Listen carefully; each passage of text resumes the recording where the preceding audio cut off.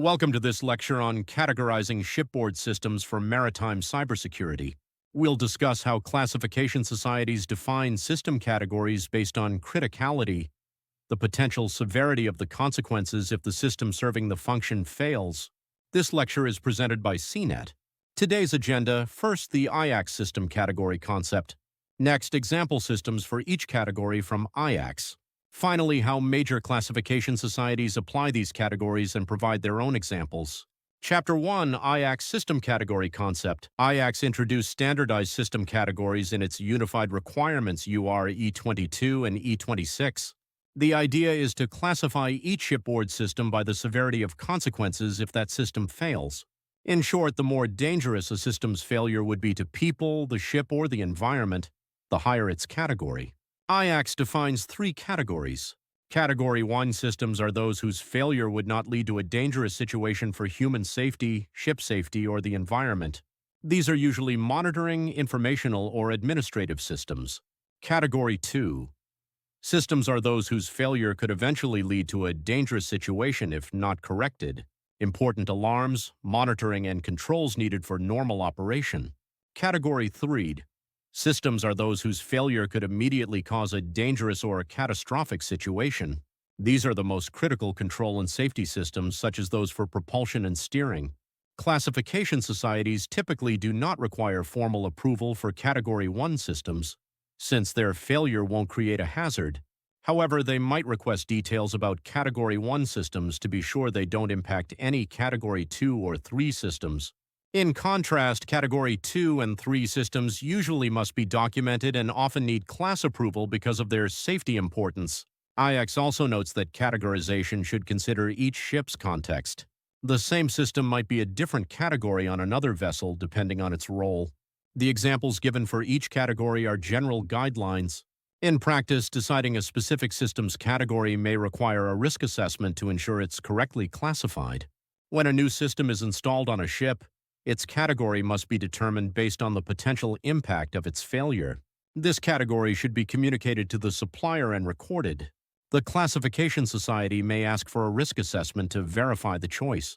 In short, every system's category I, 2, or 3 should be documented and provided to class for review if requested. IACS suggests using these categories for cybersecurity as well to identify which systems are most critical. By finding operations at risk of cyber attack and noting the category of their supporting systems, we can prioritize defenses. To recap, Category 1 failures are not dangerous. Category 2 failures could eventually become dangerous if unaddressed, and Category 3 failures are immediately dangerous. In summary, this categorization provides a structured way to identify critical systems. Knowing a system's category tells us how its failure would affect the ship. Next, we'll look at concrete examples of systems in each category as documented by IACS. Chapter 2, IACS System Category Example Systems. IACS provides several example systems for each category. Category I might include a fuel monitoring system. A failure is inconvenient but not dangerous. Category 2 could include a fuel oil treatment system important for operation but manageable if it fails. Category 3 includes something like a propulsion control system. A failure would directly impact safety. These examples are taken from official IACS sources UR E22 Revati 3/2023 and Recommendation 171/2022. Our information is based on these up-to-date industry standards. By following IACS guidance, ship owners and builders can classify systems consistently. Everyone uses the same criteria to judge which systems are critical, creating a common understanding across the industry. Now that we've covered IACS's approach and examples, let's see how individual classification societies apply these categories. In Chapter 3, we'll see how ABS, BV, DNV, KR, LR, NK, and RINA incorporate this concept into their rules. In essence, Category 1 covers low-risk support systems, Category 2 covers essential operational systems, and Category 3 covers high-risk critical systems. Chapter 3.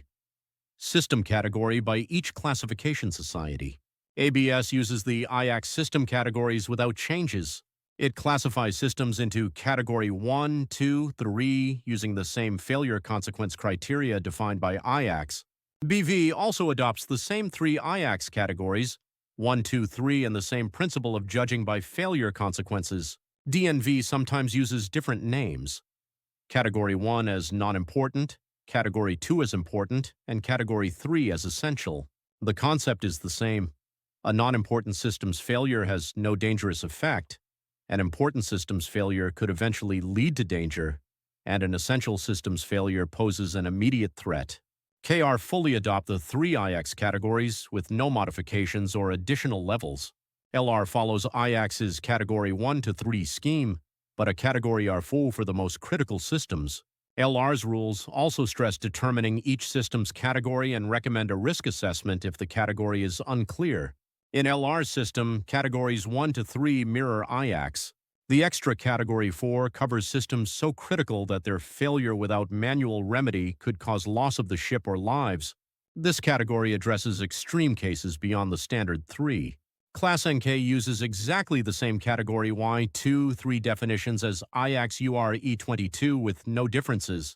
RINA class likewise mirrors IACS. Its definitions of categories Y2-3 are identical to the IACS standard. That concludes today's session on system categories.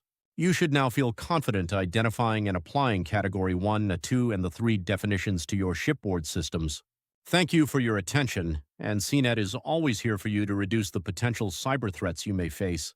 Our comprehensive cybersecurity solutions are designed specifically to meet the unique demands of maritime environments.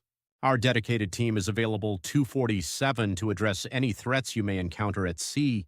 Explore our comprehensive connected solutions by scanning the QR code below for additional detailed information. CNET stands for Sea Earth Air Network, creating a world that connects the sea, earth, and air. Thank you for joining us today, and we look forward to supporting your cyber resilience journey. Please subscribe to our channel and hit the like button to access more high-quality educational videos and stay updated on our latest training sessions.